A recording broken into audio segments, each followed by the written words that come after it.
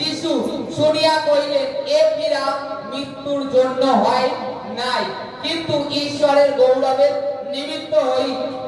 নিমিত্ত, যেন ঈশ্বরের পুত্র ইহার দ্বারা গৌরবান্বিত হন। যিশু মার্থাকে ও তার ভগিনীকে এবং লাজারকে প্রেম করিতেন। যখন তিনি শুনিলেন যে তাহার পীড়া হইয়াছে, তখন যে স্থানে ছিলেন সেই স্থানে আরো 2 দিবস রহিলেন। Hallelujah, hallelujah. আমরা এই ঘটনা শেষে যখন দেখি প্রভু যীশু খ্রিস্ট লাজারকে, মৃত লাজার যে 4 দিন কবরে ছিল, তার শরীর পচে গিয়েছিল, তার মাংস, শরীরের যে মাংস পচে গিয়েছিল। তাই তো আমরা দেখতে পাই লাস্টে যীশু খ্রিস্ট ডাক দিলে সে বাইরে চলে আসলো। কিন্তু তার থেকে বড় বিষয় যে এখানে জানার, আমাদের এখানে কি জানার আছে? এখানে বলছে যে অথায় তাহার ভগিনী তাহাকে বলিয়া পাঠাইলেন, প্রভু দেখুন, আপনি যাহাকে ভালোবাসেন তাহার পীড়া হইয়াছে। কি? Hallelujah, hallelujah. এখানে বলছে প্রভু আপনি যাকে ভালোবাসেন তার পীড়া হয়েছে। পীড়া কথার অর্থ রোগ হয়েছে। কি রোগ হয়েছে? প্রভু কাকে ভালোবাসে? এখানে লাজারকে। তাই এখানে বোঝার যেটা, সেখানে কি বলছে, প্রভুকে খবর পাঠানো হলে প্রভু সেখানে আরো কি করলেন? 2 দিন থাকলেন।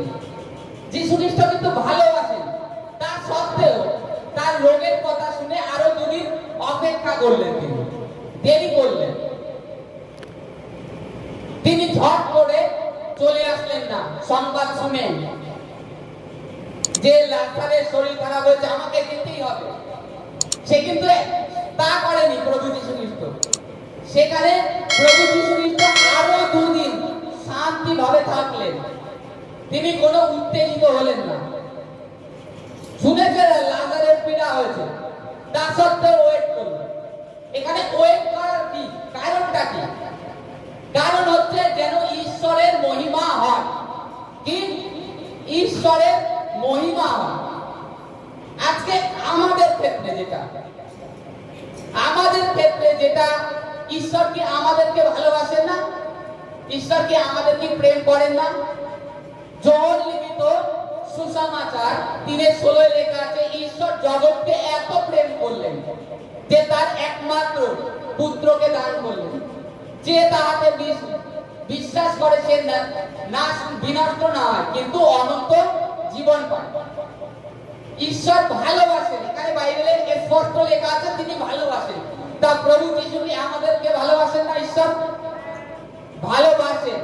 তাহলে আমাদের যখন রোগ হয় আমরা প্রার্থনা করি, উত্তর পাই না কেন? অল্প, যখন মনে করুন আপনার অল্প শরীর খারাপ আছে, আপনি প্রার্থনা করছেন, আপনি উত্তর পাচ্ছেন না, আপনার শরীর খারাপ কমছে না, আপনি ডাক্তারের কাছে গিয়েছেন, ডাক্তার দেখাতে গিয়েছেন, ডাক্তার বলছেন তোমার কিডনিতে ছোট একটা পাথর আছে। আপনি বলছেন আমি প্রার্থনা করলে আমার পাথর চলে যাবে, আমার ঈশ্বর বের করে দেবে। আপনার বিশ্বাস আছে ঈশ্বরের প্রতি, তা সত্ত্বেও আপনি প্রার্থনা করেই যাচ্ছেন, আপনার পাথর যাচ্ছে না। এর কারণ কি? ঈশ্বর ছোট পাথরে কতটুকু মহিমান্বিত হবে? ঈশ্বর অপেক্ষা করেন, ঈশ্বর আমাদের প্রতি অনেক ধৈর্য রাখেন। আমরা যেরকম ঈশ্বরের প্রতি ধৈর্য রাখি, ঈশ্বর আমাদের প্রতিও ধৈর্য রাখেন। আর ঈশ্বর সেই শক্তিটা আমাদেরকে জুগিয়ে দেন।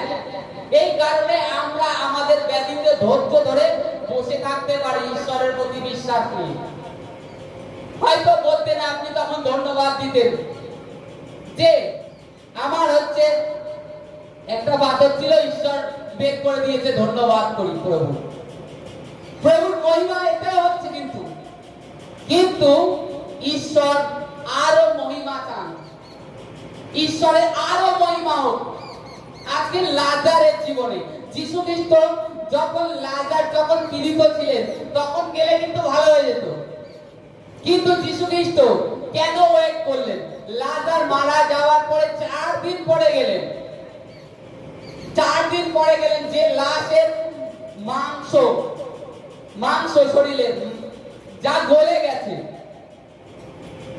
তা তিনি বললেন সেই মাংস গলা ব্যক্তি জীবিত হয়ে বেরিয়ে আসলো, যার থেকে দুর্গন্ধ বেরোচ্ছিল। তাই তো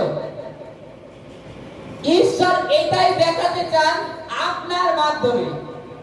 কাদেরকে? আপনাকে দেখাতে চান না। আপনি জানেন ঈশ্বর অনেক কিছু করতে পারে। যিনি লাল সমুদ্রকে ভাগ করতে পারে, লাল সমুদ্র আটকা দিলে 2 ভাগ হয়ে গেল।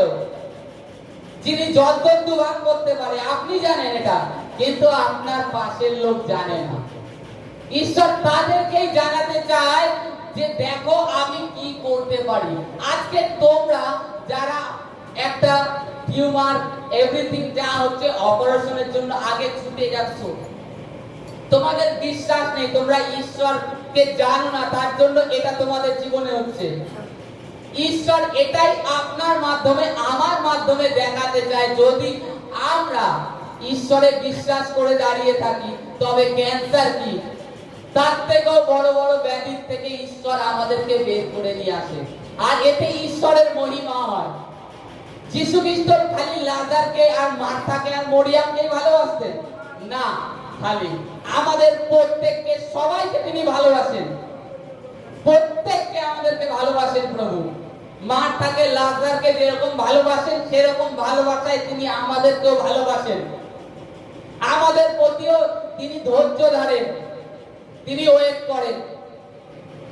ঈশ্বর ওয়েট করেন যে জীবনে একটা বড় টেস্টিমনি দেব, একে একটা বড় অনুগ্রহ দেব, কিন্তু আজকে আমরা সেই অনুগ্রহ নিতে জানি না,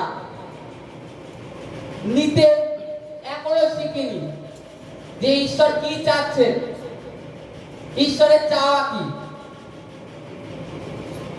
তা আজকে সব থেকে বড় জিনিস আমাদের জন্য ঈশ্বর ধৈর্য ধরেন, ধৈর্য ধরে থাকেন। তুমি ভয় পেও না, বাইবেলে লেখা আছে, প্রভু যীশু খ্রিস্ট বলেছে, ঈশ্বর তিনি বলছে আমি যুগান্তের প্রত্যেকটা দিন, প্রত্যেকটি মুহূর্ত তোমার সঙ্গে সঙ্গে আছে। ঈশ্বরকে ধন্যবাদ দিই। সর্বপ্রথম গত সপ্তাহে বলছিলাম যে জ্বর, আজকে এই করোনার সময় সেই জ্বর আমার হয়েছিল। এই 4 বছরের মাথায় গত মঙ্গলবার দিন রাত্রে বেলায় হঠাৎ ঘুম ভেঙে যায় আমার। আমি উঠলাম, উঠে প্রার্থনা করছি, যে ঠিক ঘুম যখন ভেঙেছে তখন 3:30, তখন উঠে আমি প্রার্থনা করছি, খুব প্রার্থনা করছি, কিন্তু আমার মধ্যে থেকে পবিত্র আত্মা এইটুখানি চেতনা দিল, প্রার্থনা কর। তা আমি উঠে প্রার্থনা করছি, প্রার্থনা করে শুয়েছি। তারপরে জ্বর উঠেছে, এবার পরের বুধবার দিন আর আমি কাজে যাইনি। কম বেশি সেদিনও প্রার্থনা যতটা করেছি, করার পরে বুধবার দিন রাত্রেবেলায় প্রার্থনা করেছি। বুধবার দিন একদিনই জ্বর ছিল, একদিনই ছিল। তা আজকে আমি যেটা শুনছি যে এই যে এখন যে বর্তমানে যে জ্বর, শরীর খারাপ হচ্ছে, যে ওয়েদার, এটা হলে মিনিমাম 4-5 দিন থাকছে। আর দ্বিতীয়ত এই জ্বরটা যাদের হচ্ছে, প্রথমত আমাশা টাইপের পায়খানার সাথে হচ্ছে, এটা আমিও ফিল করেছি ওই একদিনে। কিন্তু প্রার্থনা করার দরুন আমাদের আর একজনের হয়েছে, আমি শুনেছি, খবরে আমার কানে এসছে, তিনি বলছে যে এরকম জ্বর হয়েছে আজকে 4-5 দিন হলো, ওষুধ তো খেয়েই যাচ্ছে, কমছে না, আজকে আর কাজে যাবো না। আমাকে সে বলছে কাজে যাবো না, আমাদের বাড়ির সবার হয়ে গেছে এরকম, সে আমাকে বলছে। তাই আমি বলছি, আমি মনে মনে ঈশ্বরকে ধন্যবাদ দিচ্ছি, উনি বলছে কমছে না, অথচ অলরেডি আমার একদিনের মধ্যে ক্লোজ হয়ে গেছে। এটা কেন, এটা কেমন? আর এই জ্বরটা অ্যাকচুয়ালি মানে এই যে ওয়েদার হিসাবে মানে একটা ভাইরাস টাইপের জ্বর। কিন্তু ঈশ্বরের কাছে কোনো কিছুই অসম্ভব নয়। সে যাই হোক, এভরিথিং তার কাছে কিছুই নয়। কারণ প্রভু আমাকে ভালোবাসে, তার জন্য তিনি আমাকে চেতনা দিয়ে তুলেছে যেন আমি প্রার্থনা করি আর পরীক্ষাতে না পড়ি। তাই ঈশ্বরকে ধন্যবাদ দিই যে তিনি আমাকে ভালোবাসেন বলে, তার জন্য। আর কারণ তিনি কেন আমাকে ভালোবাসেন, আমি তাকে ভালোবাসি, তার কাছে আসি, এই কারণের জন্য প্রভু আমাকে ভালোবাসে। আর আজকে কিছু কিছু লোক প্রার্থনায় আসি, আমরা প্রার্থনা শুনে এখানে শুনে যাই, কিন্তু পরে আমাদের বাড়িতে গিয়ে আমাদের পিতার সাথে যে কথা বলার দরকার সেই কথাটা আমরা পিতার সাথে বলি না। জাস্ট প্রার্থনায় আসলাম, প্রার্থনা এখান থেকে শুনে চলে গেলাম, হয়ে গেল। বাইবেল এখানে যেটুখানি শুনলাম হয়ে গেল।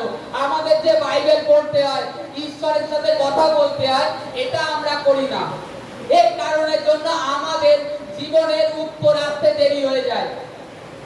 ঈশ্বর বলছে আমরা দিয়ে রেখেছি, আর ঈশ্বর অলরেডি ধৈর্য ধরে রেখে রয়েছে। তিনি ধৈর্য ধরে থাকেন, তিনি ব্যস্ত নয়। আমাদের আশিসটাকে আমাদেরকে ঈশ্বরের থেকে নিতে হবে। আর এখানে লাজারের বিষয় যে এটা ঈশ্বরের মহিমা হওয়ার জন্য, ঈশ্বর তদ্রূপ আমাদের জীবন থেকেও এটাই চায় যেন ঈশ্বর মহিমা পায়। কিন্তু আমরা কি করি, আমরা ঈশ্বরকে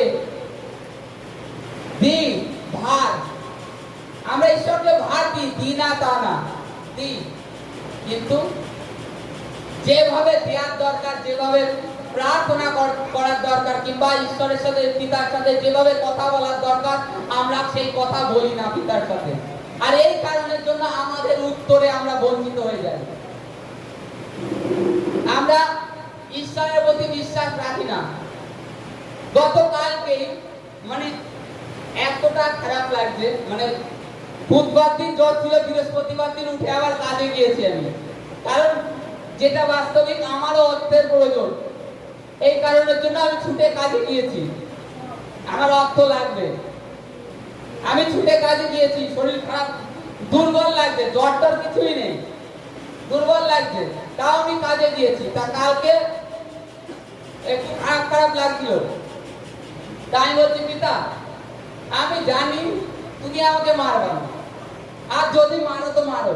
2-3 দিন রাত্রেবেলায় ঘুম ঠিকঠাক হচ্ছে না, মানে এই জ্বর হওয়ার পর থেকে প্রার্থনা রাত্রিবেলায় করছি, উঠে উঠে ওই প্রার্থনা করলে আমাদের অ্যাকচুয়ালি কোনো ঘাটতি হয় না, কিন্তু জ্বরের যে ঘাটতিটা সেটা কম বেশি শরীরে রয়ে গেছে। তা ঈশ্বরকে ধন্যবাদ দিই, কালকে এতটাই খারাপ লাগছে, লাস্টে আমি বলছি পিতা তুমি মারলে মারো আর বাঁচিয়ে রাখলে বাঁচিয়ে রাখো, এই বলে শুয়ে পড়েছি। তা কালকে দেখছি, আজকে উঠে দেখছি কি শরীর পুরো ফ্রেশ হয়ে গেছে। কারণ কি, আমি ঈশ্বরকে সেই সম্পূর্ণ ভার সমর্পণ করে দিয়েছি, আমি আর পাচ্ছি না। আমাদেরকেও পিতার কাছে সম্পূর্ণ ভার ছেড়ে দিতে হবে। এখানে ঈশ্বর বিরাজ ধরে, ধৈর্য রাখেন। ঈশ্বর আমাদের জীবনে খালি রোগ ব্যাধি শয়তান ঢেলে দেয়, কিন্তু ঈশ্বর চায় না আমরা রোগ ব্যাধিতে থাকি। ঈশ্বর চায় আমরা আশিসের নিচে, গ্রেসের নিচে সদা সর্বদা থাকি। আর ঈশ্বরের জন্য মহিমা, তার